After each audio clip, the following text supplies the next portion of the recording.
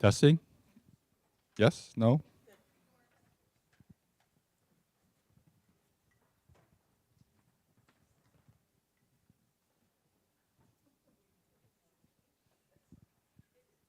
All right, before we get started, are there any announcements from our illustrious department chair? Yes.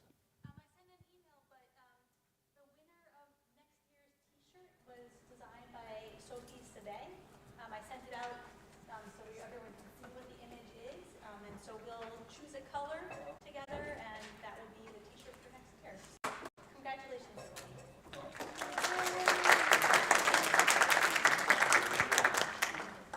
Any other announcements?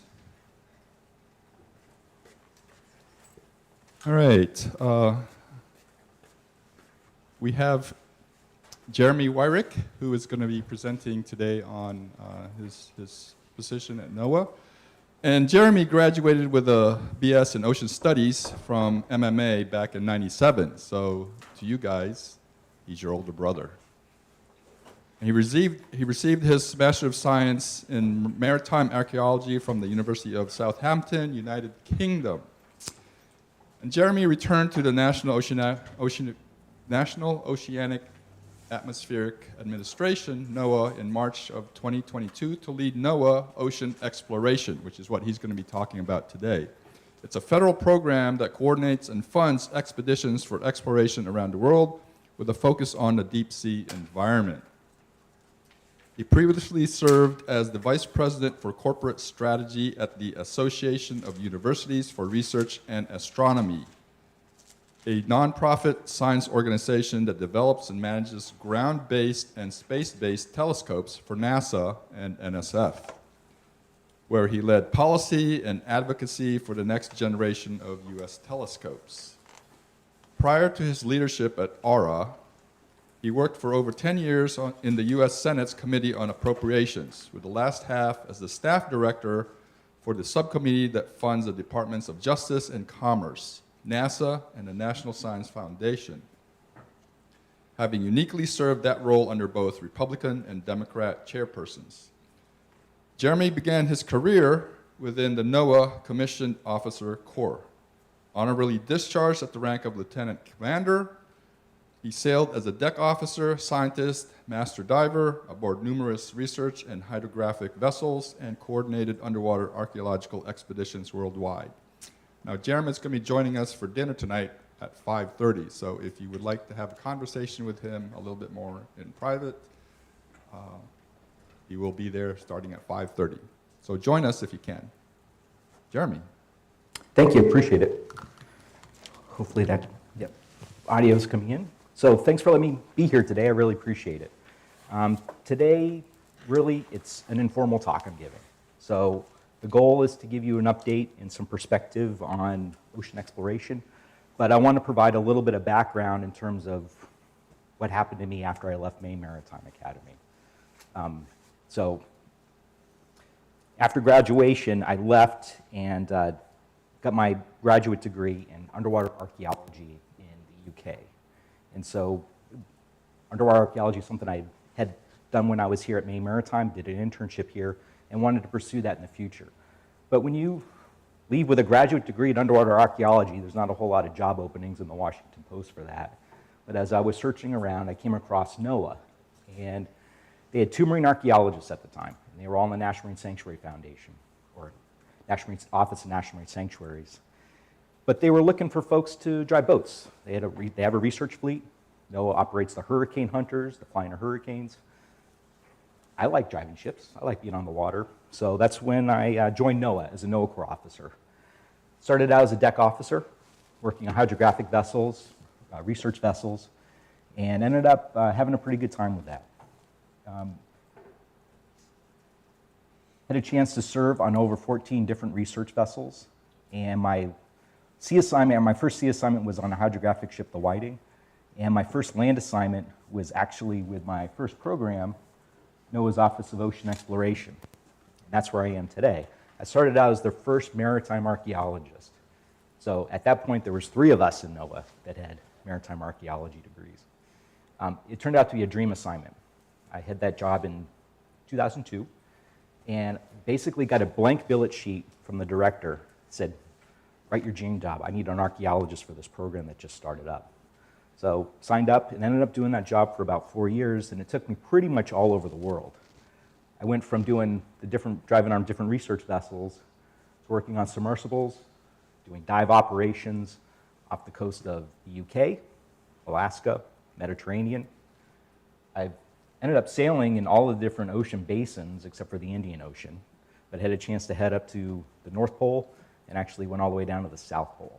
So, I can get into a discussion later on in terms of why a NOAA Corps officer with a marine archaeology degree ended up in the South Pole, but a lot of my stories can be a little bit circuitous at times.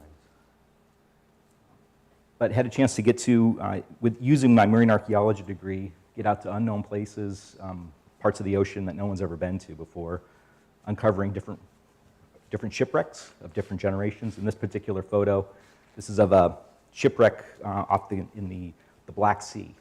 And this was in an anoxic environment that had a very well-preserved ship. The reason I just pause on this one is because it was when I was a student here at Maine Maritime Academy as a freshman at the commencement, which was the first year that we graduated anybody out of ocean studies. Our commencement speaker was Dr. Bob Ballard. He's famous for discovering Titanic, as well as a few other things. And during the reception afterwards at the president's house, I had a chance to talk to Dr. Ballard, corner him, and he was very gracious with his time. And we talked about different things. And one of those things, I had asked him, what is it that you want to do next? Some of your expeditions. And he said, well, I want to go to the Black Sea. Anoxic environment, well-preserved ships. Fast forward, and I was his chief archaeologist on that mission when he went to the Black Sea. So there were some pretty good opportunities that I had. Using different equipment, ROVs, different parts of the world, and ended up actually fast forwarding in that position. I served as, one of my collateral duties was serving as a chief archaeologist for the US government for Titanic for a number of years. So I had a chance to work with Dr. Ballard again in his 20th anniversary to the site. I was his chief archaeologist at that point, but the year before, worked with the Russians on a joint mission to take a submersible down there to Titanic, and I was the chief scientist. So my route from a scientific route, after leaving Maine Maritime, took me all over the place. I did have a chance to use all of the different skills as a foundation that I had at Maine Maritime Academy, helped me out along the way in different areas, and I can get into that specifically after the talk. But after about 9 years in the NOAA Corps, as with any uniformed service, you have to decide what you're going to do, if you want to stay in for the service or get out. Usually the 9-10 year mark is that point, whether you're in the Navy, the Marine Corps, whatever. Same thing for the NOAA Corps. And my wife was hoping I would spend a little bit more time on this coast, having worked all over the place. And she wanted me to come back to DC, see if that could work out. Certainly did. I told her, though, the only place I want to go is US Senate Appropriations. The reason for that is I had done a short detail assignment, which is a short fellowship with a committee back when there was a transition, a leadership change for Senator Shelby. And spent 18 months there and really got to know the staff really well, got to know the operations. And it just so happened when I was leaving my last sea assignment, which is on the Okeanos Explorer, which I'll get into in a second, that ship, they had an opening for Senator Mikulski, who was then the new chairwoman. Senator Mikulski is the woman in the lower left-hand corner. Senator Shelby's the one on the right. So I ended up serving on the Senate Appropriations Committee for 10 years. Started out as a professional staffer, managing the different accounts for the Commerce Department, and ended up managing all of the different Justice Department accounts and the different science accounts. So that particular subcommittee, there's 12 subcommittees, that particular subcommittee funds those agencies. That totals about $69 billion of the federal funding. That's a lot of money. But it helps to work with different parts of government, different individuals around the country to help decide where science priorities go and help to fund them. And it was a pretty good assignment. Ended up working up from staffer up to staff director for Senator Mikulski. And then when the Senate flipped again, Senator Shelby took over, and I was helping him find a new staff director.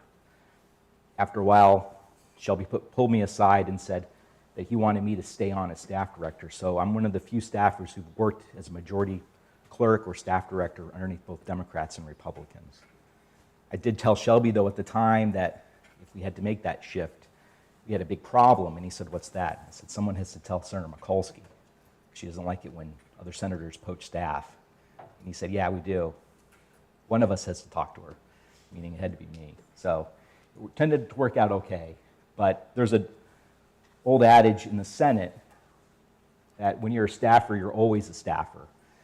And they ended up being very good friends. This is my daughter here. She doesn't know she's in this presentation, by the way. She'd kill me if she knew it.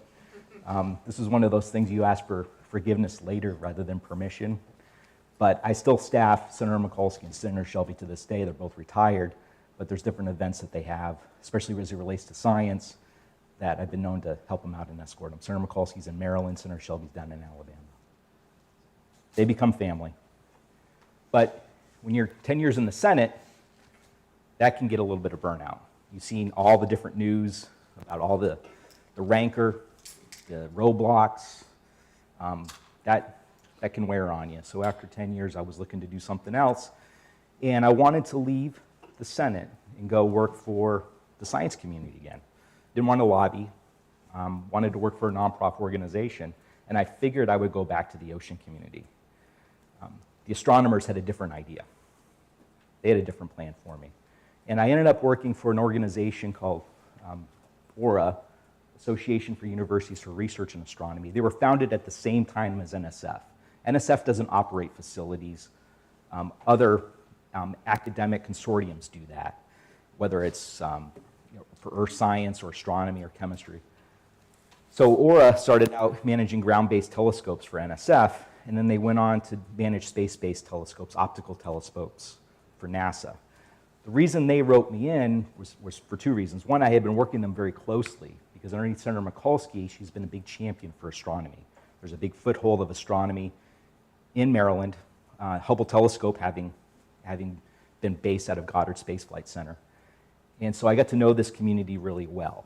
And the other is because having my background in appropriations as a senior staffer in Congress, they wanted that on their team. So after a year, it took them to recruit me, and they got me to come on over, and I was very glad they did. I very much like working with astronomers. And in this left-hand corner is the James Webb Space Telescope.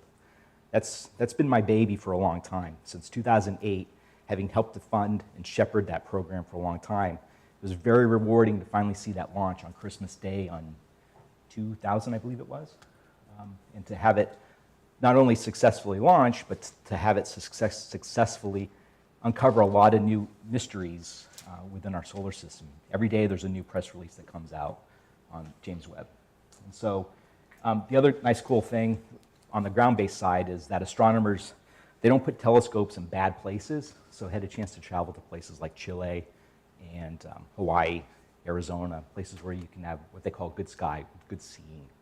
So it was, working with that community was really good. A lot of folks don't realize the astronomers, pound for pound, command most of the federal science budget than any other science discipline. There's only about 8,000 astronomers in the US, or astrophysicists, that's it. But when you look at the funding that they get from NASA and NSF, it's pretty impressive. And the reason they can do that is because as a community, they can get together, decide on the next decade what their priorities are. And to do this work, it requires some pretty big toys, pretty expensive toys. Once they come up with that list, they agree on it.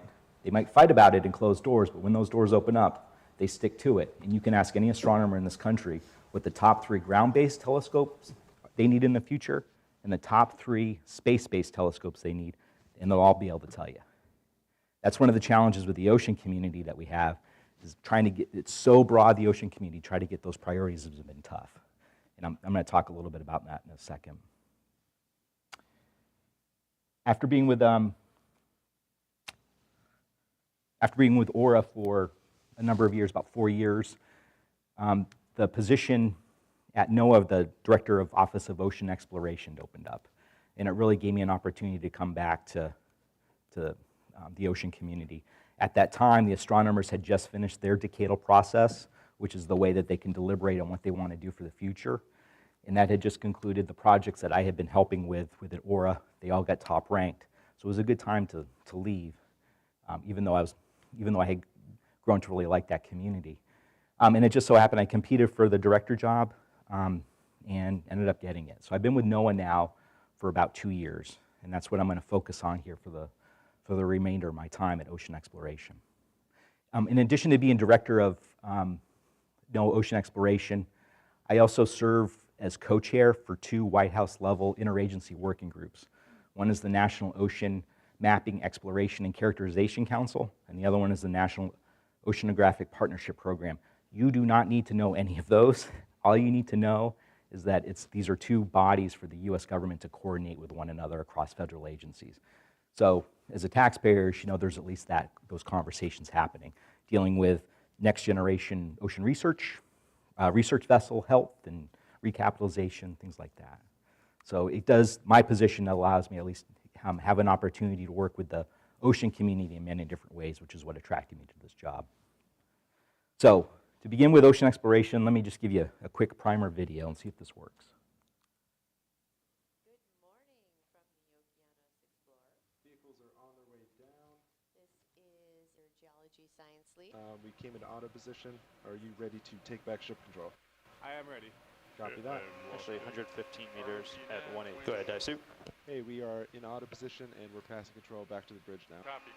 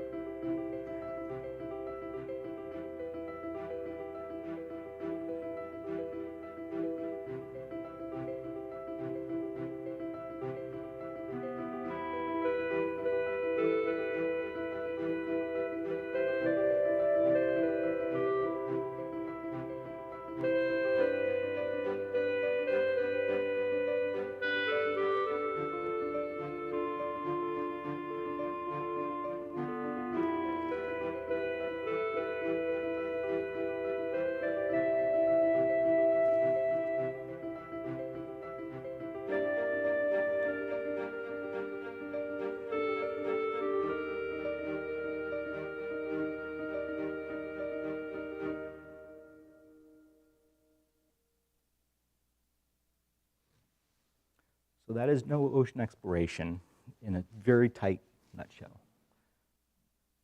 What you can see from that video is all the different professions that go with the program. I like to call NOAA Ocean Exploration sort of the tip of the spear for NOAA, because we do a lot of different things. We go to poorly known, unknown areas, but in order to do that, we need a lot of different oceanographic, ocean science, ocean engineering expertise to come with us. And that's the cool part about the program. We're about 20 years old. The idea of the program started in 2000 with a President's Panel report on basically outlining the need for ocean exploration, better ocean exploration in the US. And you may be thinking, well, why do we need that? What does that mean? Well, there's still so much of our ocean that is unknown, and there's a lot of different programs, different groups in the country that are looking at ocean exploration in different ways, but there's really not a federal program that's hold charges to do that, and that's where we came out of. We're different than NSF. In fact, that's something I'm pretty proud of. I have a lot of good friends over at NSF, but they focus on basic research, and they do the peer review process, and the rigor that goes into that makes sure that we are moving out grant money in a good way. But for ocean exploration, we're not hypothesis driven. We're not peer review driven, although we do give out peer review grants. The idea is to get to a certain area of the ocean that no one's been to before, or maybe we'll never get to again, and do the best we can to characterize it. And there's a lot of folks in government that felt that that was a good thing, both in the executive branch and in Congress. The office was created in 2001. As I mentioned, around that time is when I became their chief archaeologist. Ended up getting a dedicated vessel for ocean exploration. So after my land assignment, I went out there as the ops officer for that vessel, and I'll show it in a second. And the Okeanos ended up coming online after being converted as a former Navy vessel. But what's important about this program is that we actually have an authorization from Congress to exist. They let us know what they expect from us, which is pretty good because there's not a whole lot of programs, science programs out there that, not every science program out there is authorized. That gives us some pretty good backing. Have an advisory board, and the other thing that's pretty cool about us is that we are in our sixth year of a cooperative institute, Ocean Exploration Cooperative Institute. So it's not just government folks going out there, but we work with the science folks to help dictate where we're going. Order of magnitude, we're about a $50 million program, but we leverage much, much more of that to make things work. These are our principles. So I'm going to get into a couple different things here, but when you're moving out on exploration after 20 years, you kind of have to refine your vision, mission, because you can't be everywhere all at once. But our principles are pretty basic. We want to be able to acquire really good data and then make that accessible. There's a big thing that I try to push within the office, and everybody in the staff is on board with that. We have a lot of early career staff members, and the big thing we have is pushing equity. That's not a buzzword these days. For us within exploration, we don't have to just go out there and push and take risks and cutting edge stuff by getting out there with the science. We can do that in different ways with the science community, whether that's bringing equity within our proposal process, on the front end with our data acquisition, who we have working out there, but also on the back end for our data archive, making sure our data is accessible to more people than in different communities than it was before. We also do work with different coastal communities on all of our expeditions. You think that the deep ocean, there isn't a coastal community, but in some of the areas that we're working, the ocean means different things to different people. And that cultural heritage aspect, of which I had from a marine archaeology perspective, plays into how we shape our expeditions. And it certainly shows itself in our principles. So how do we do this? Very generally, we have our own program that goes out there to explore with the Okeanos Explorer, where it's the only ship dedicated to ocean exploration, the only federal ship, as we are the only federal program dedicated to that. The Okeanos is a former Tiagos vessel, a Navy vessel, with its own equipment and ROVs. I'm going to get into that in a second. But we have a science and technology component where we work with industry on new tech, new development, and we test that out at sea or help them test it out on their own. Competitive grants. Before we had the ship, our competitive grants were what drove our program. We didn't have a ship at the time. So what we did is we used research vessels, got time on those ships, whether it's a Hui vessel or a Scripps vessel, but we kind of flipped the script a bit. It used to be if you got ship time and you were a PI and you were a geologist, then you went out and you did your geology and you came back, but maybe you'd find a new species, maybe you'd see some biology. And so the biology PI would have to go out and do the same thing 2 years later to check out these new species. That's what happened when we discovered hydrothermal vents. Here we did it differently, where we would pick an area and we'd do an open call to see who was interested in a certain area, whether that was the Gulf of Mexico, Gulf of Alaska, anywhere else, Mid-Atlantic Ridge. And it told the PIs, the geologists, the chemists, the biologists, come on board, leave your egos at the dock. You're going to share responsibilities, head on out. And that was a good model for us until we had the Okeanos Explorer. But when we got our own ship, it allowed us to be able to mitigate that a little bit better. And then, of course, we have education outreach. That's a big part of our program. If we're at an expedition, which we're not right now, but if we were, we could bring up live what we're doing, what we're diving on. That's a model of our program to have that accessibility. Education outreach is not an afterthought for our program, unlike other federal programs where you come in and you say you're going to do science and, oh, by the way, you're going to do some broader impacts at the end of the day. No, this is on the front end where we build that in. And then, as I mentioned, we have our Cooperative Institute partners who help out. It almost gives me a second ship to work with the Ocean Exploration Trust, and I'll talk about them in a second. So the Okeanos Explorer is currently on transit to Hawaii right now. We're going to be working exclusively in the Pacific, and we have 2 deep diving ROVs and a state-of-the-art deep water mapping system that allows us to uncover new areas before we go diving. And then we have a telepresence system on board. The telepresence systems allows us to beam our images from the bottom of the ocean all the way up to a satellite, down to a downlink in Rhode Island, and then distribute it out to everybody via the internet. It's a pretty cool way to have people be able to join us. We're also one of the few ships that doesn't have very many scientists on board because of that. When you have a ship like this, you want to have more bunk space for the technicians and the engineers on board versus the scientists. We do sail with scientists, and I know there's a lot of scientists who want to continue to sail. It's just that if we're able to bring in different scientists from around the world on a site, that's a big deal. We do that often. The ship had just last season had been up in off the Aleutian Islands looking at seamounts. And whether it's a seamount that we know we're going to go to and we need to have the biologists and the geologists with us, or if we're going to be diving on an unknown shipwreck, then we work with those folks. But we have the different communities that can tune in from all over. So it's a global science base watching our missions that we tap into. We organize most of this stuff well in advance so that we're not just calling someone out of the blue, but we have done that before. We've come across something completely unknown. Unknown aircraft, for example, if we're on the bottom of the ocean, we can recognize as being World War II. I know who to call up, and I've done that because they want to be called up at 2 o'clock in the morning to help identify these things. So you never know what you're going to find, but for most of the part, it's a planned, coordinated exercise to go out there and systematically explore the ocean. To do that, over 20 years, we've been able to come up with different variables to help characterize what exploration is. So it's one thing to just go out there with a boat and a sonar and just map an area, but how can you say it's been explored? It's very difficult. So the team over the years has been able to refine this down to 16 different variables, everything from bathymetry to benthic habitat, even in the water column. These are always getting refined, and the team is always trying to come up with the best practices to be able to better articulate these variables. We don't hit all of them on any expedition, but it does provide a pretty good menu of what to look for and how to do things properly. As I mentioned, we're the only federal program doing ocean exploration, but we're not the only program doing exploration. So you may have heard like organizations like the Schmidt Ocean Institute, OceanX. We have some alumni who are sailing with these groups. These are partners to us. It's not why should the government do it and why shouldn't philanthropic groups do it. It's both. You need both groups being able to do this because so much of the ocean is still unexplored. And so we share best practices.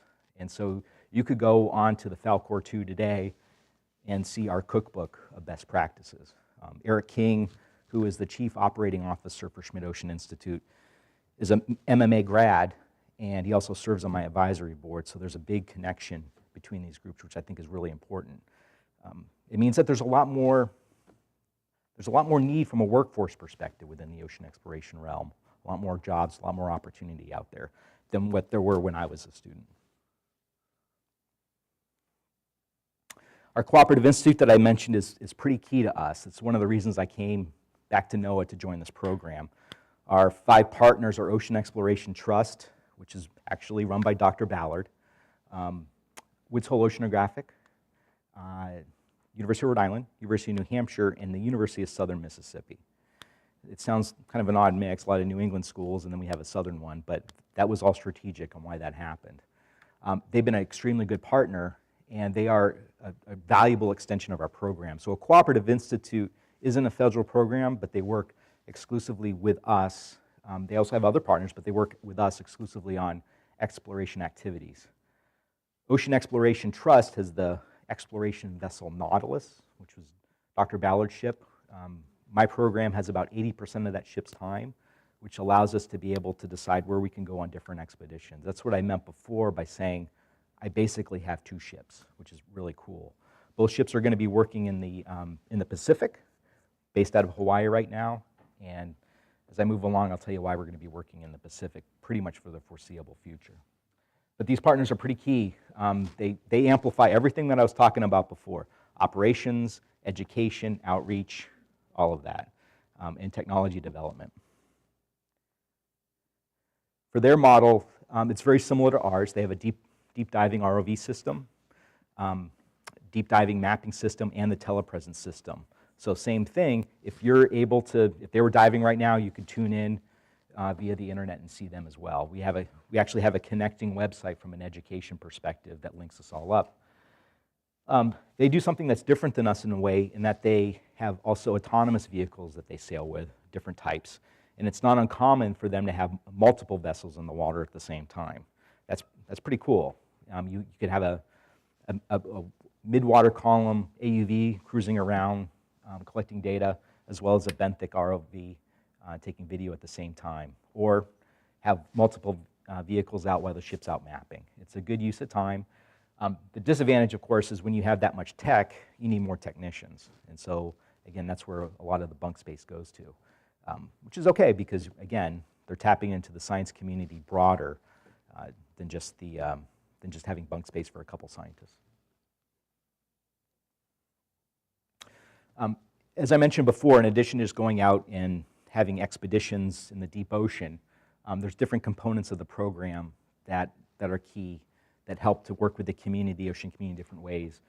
Certainly the supporting new technology is one of those areas. And it's not just a new vehicle, although we do look at different platforms, but sometimes a new sensor can be pretty groundbreaking.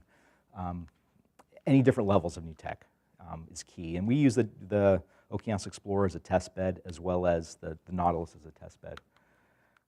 We also, I think what's important for the tech stuff, it's not just for helping out the ocean community, but sometimes we're helping out other agencies, other communities as well.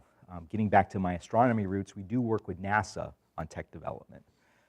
Going down to the deep ocean is very, very, very tough, very difficult. Between the temperature, the pressure, everything, it puts a big strain on any tech. And so if we can test something out at the bottom of the ocean, there's a good chance that it could probably withstand a trip in space and maybe head on out to some of these, what we call our ocean worlds, some of these other planets and moons out there that have ocean. So we work closely with JPL and NASA on some of that stuff, which is pretty cool, to be able to test out a sensor, a methane sensor, for example, that may one day get to Europa or Enceladus. So it's a nice way of changing up the conversation every now and then. It's not only exploring our ocean, but we could be exploring someone else's ocean too.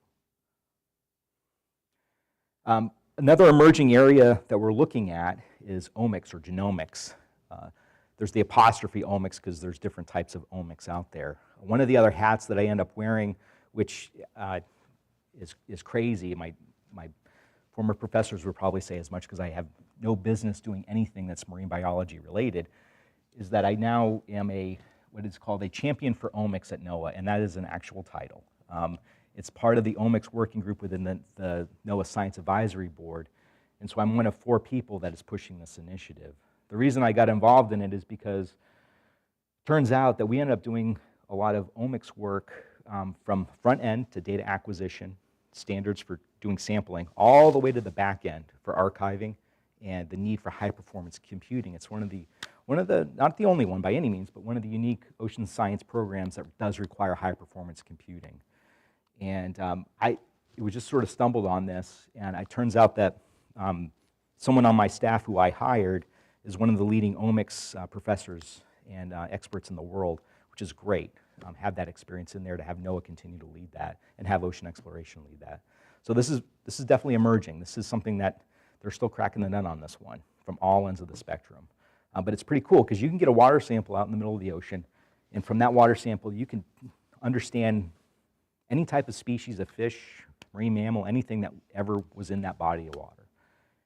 There's a part of NOAA that does, in ocean community, that deals with the census of marine life, and typically that's just been, macrofauna to some extent, microfauna. But to be able to do the omics, that takes us to a whole new level to be able to understand the biodiversity in the ocean. So it's pretty cool area to be on the cutting edge part of. And then of course, there's always my favorite, the Maritime Archaeology program, which is still thriving at ocean exploration. We've been able to hit many different areas around the world, like I mentioned before, but we're able to be a little bit more sophisticated than when I was there. When I was there, my job was just to kick the program off, get it going, develop some partnerships. But there's a certain amount of responsibility that it comes into maritime archaeology on an exploration perspective. If you're finding something, an unknown shipwreck, odds are there's some sort of cultural heritage that goes with that. Sometimes there's ownership that goes with that. There's a sense of responsibility, especially if you come across sunken military craft. So the program has done well to basically connect the dots from if we find something to be able to get to the right protection of these sites. We're not salvagers. That's not what we're in the business for. We're in the business of being able to disseminate information and protect our resources or find out the best way to do that. One of the groups that we work with that I just signed an MOU with is, and I'm not going to give you the acronym because even I mess up on this acronym, but DPAA, which is, it's a long-winded way of saying this is they work underneath DOD and they're the MIA POW branch that looks to recover remains of lost service members. They started out really after Vietnam to work in Vietnam to recover remains. And that sense has worked out with World War II. It actually goes back all the way to the Civil War, because we worked with them when we were recovering the turret of the Monitor and found 2 sailors at that time. But we ended up working with them here because we're going to parts of the world that, like I said, no one's ever been to before. But we might uncover different remains, different lost aircraft, lost ships, which, especially in the Pacific, in the War of the Pacific during the World War II, being able to have them involved and have us be trained to do an assessment. It's look, don't touch, but do these assessments. Serial numbers, identification on aircraft, for example. That can help them a great deal, and it can help bring closure to a lot of families out there that have lost service members. So it's a really rewarding part of our Maritime Heritage program that's evolved over the years. As I mentioned before, education outreach is key. The last thing you want is for a scientist to go out there to develop lesson plans for teachers when you're asking them for help for education. So we have professional development part of our program, and we work with different individuals, different accredited organizations to help out with our professional development. We've been doing that ever since the beginning.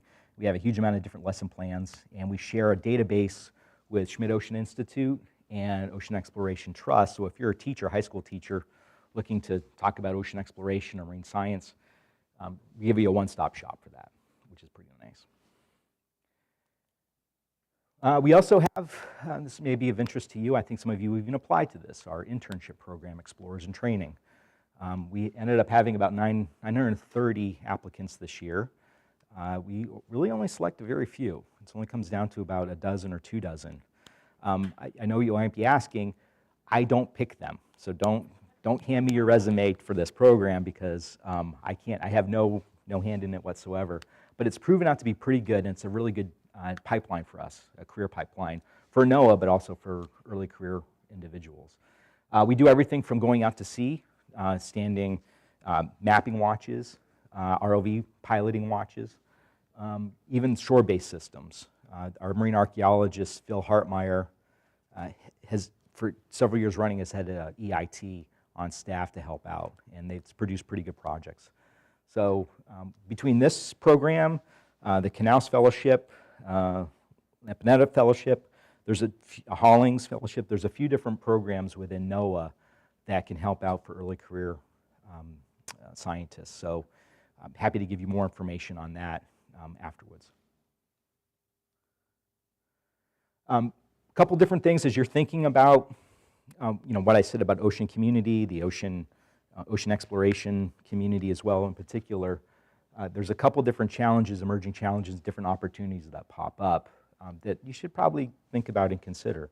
When I was in your shoes, I didn't really have a good understanding of how much the ocean is unexplored, but also what goes into going out there to do deep sea operations, deep sea research. And so there's a lot more out there that's happening. But this is kind of what's happening. Some of our challenges right now is that the amount of data that we're acquiring, which is tremendously amount of data compared to when I was a student here. We just, at that time, we barely had operable internet at Curtis Hall at that time. Now we have just terabytes and terabytes of data that we acquire on every single dive. And to be able to manage that data and be able to synthesize it, use it, make it digestible by others is always going to be an ongoing struggle, especially with the video data. It's one thing to sit there and watch video stream in on a dive. It's another thing to take that data and make it usable afterwards. We are still relying on research vessels, crewed research vessels, but the more for autonomous vehicles is going to be key, because we're as a nation, we're shedding research vessels. We keep losing more and more every year, federally funded research vessels. Where I'm sitting within interagency working groups are trying to curb that a little bit, but it's still a fact. So we are relying more on autonomous tech. And then the taxonomic work is still, we can't really automate that. We're trying to. We have folks on my staff that are looking at machine learning, and artificial intelligence is a way to go through our data. But you take the taxonomic work as well as the omics work, and it's tough to pour through that. but there's plenty of good opportunities.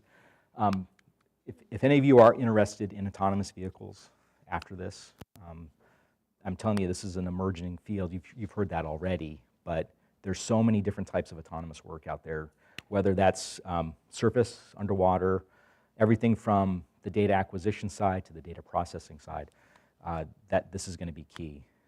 As I said before, with working with the philanthropic groups, it's not either or, it's and. So we need the autonomous vehicles and the surface vessels to be able to do the work we got to do.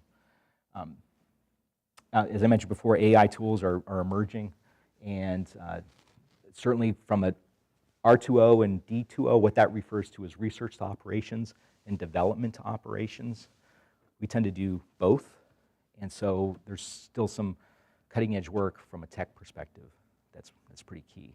So if you're coming out of Maine Maritime and you're looking to see what to do and you're looking to go out to sea, all I got to tell you is there's plenty of good survey tech opportunities, things to really get out in the field to kick the tires before you decide what you want to do further.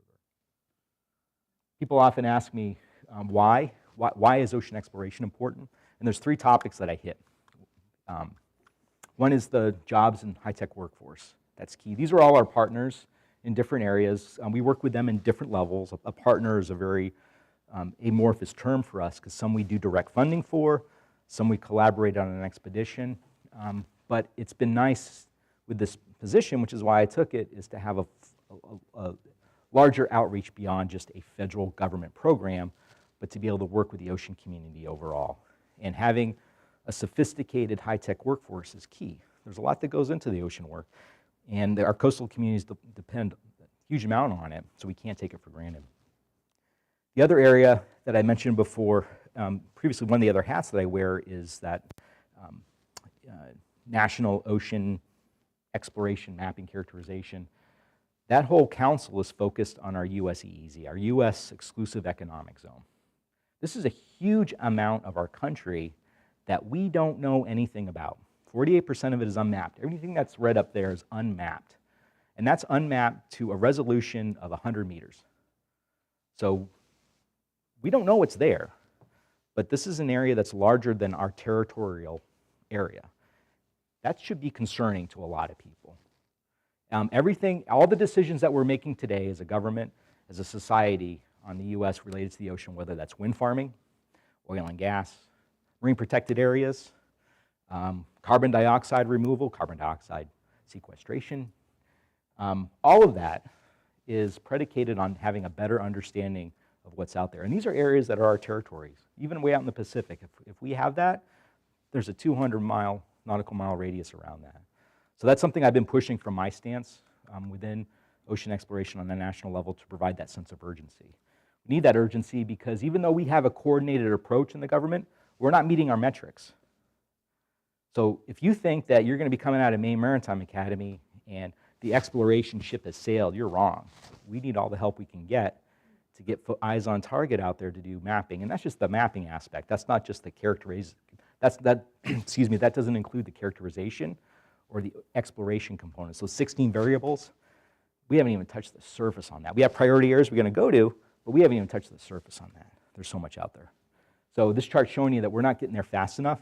We need more folks out there. We need more incentives for industry to work with us. They want to work with us, but we have to get them the funding to do that. So there's going to be a lot more opportunity out there. Another area that I very much came back to NOAA for, and that I see is very important for ocean exploration, is that international role, that soft power role, the diplomacy of science. I learned that from Senator Mikulski way back in the day when it came to the astronomy work that we did.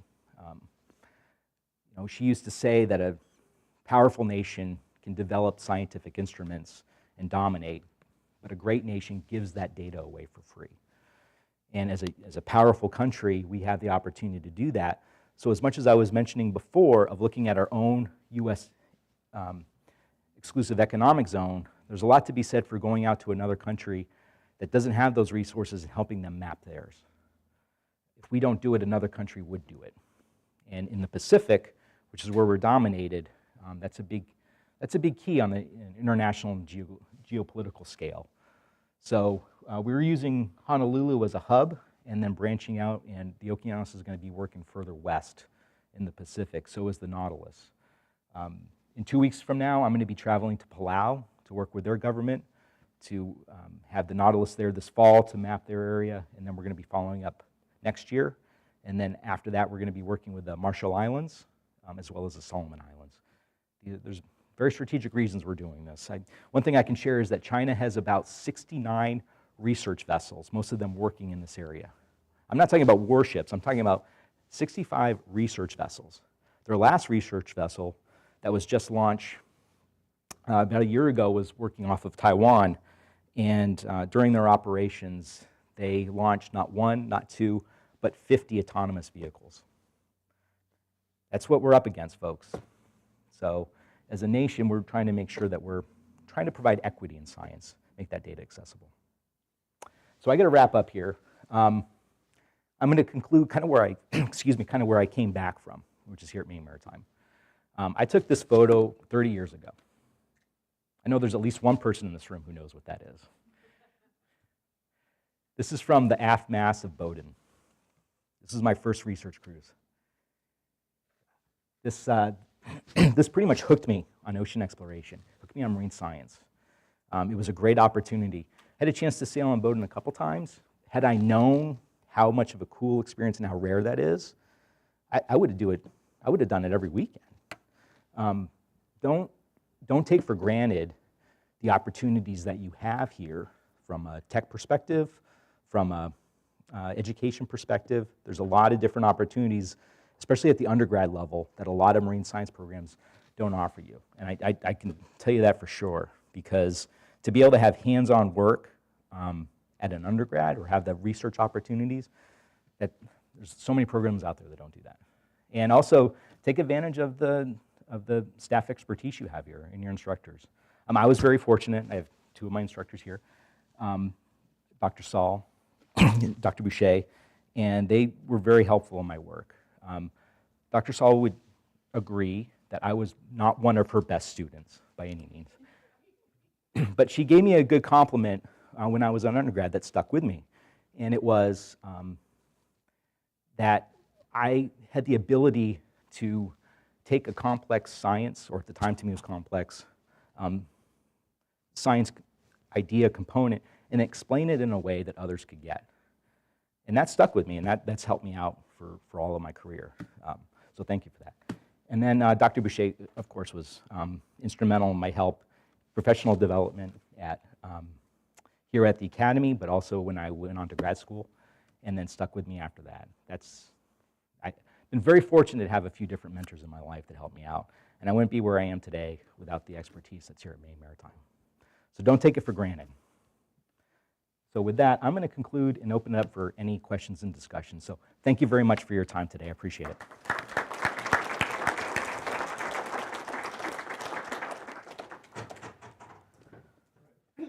I have the mic, so if anybody has questions, please raise your hand, and I will try and get to you as fast as possible. We have a limited amount of time before the next group comes in here, so let's do this.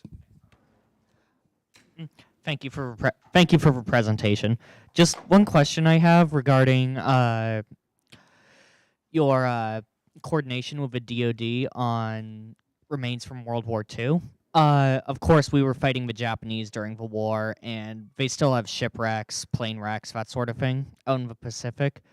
Do you ever have to coordinate with the Japanese government in terms of identifying and exhuming these remains?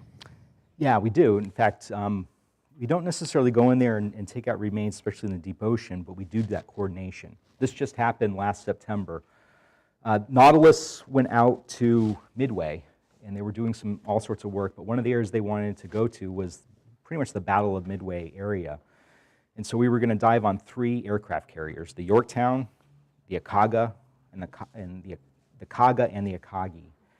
And in order to do that, we worked with the Naval Historical Center, Japanese Embassy, State Department. And in addition to be able to see these expeditions via your laptop, we do have a couple different expedition command centers throughout the country. In fact, we have one at NOAA's headquarters in Silver Spring. And so we stood 24-hour watches on those dives. It was about 3 days of dives.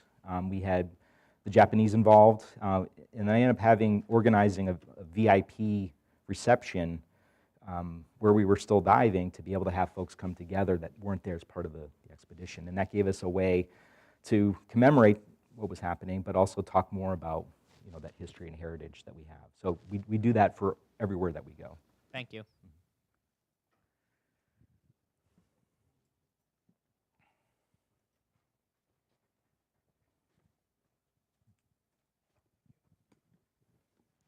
So you've obviously come a long way from where you've started, right?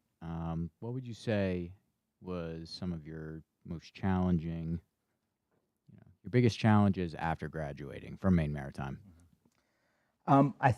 It's a good question. I think my biggest challenge was right after I graduated.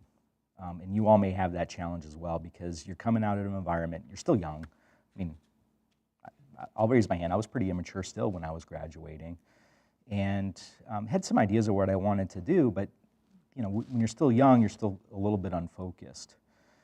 And it wasn't until later on that we get more and more grounded.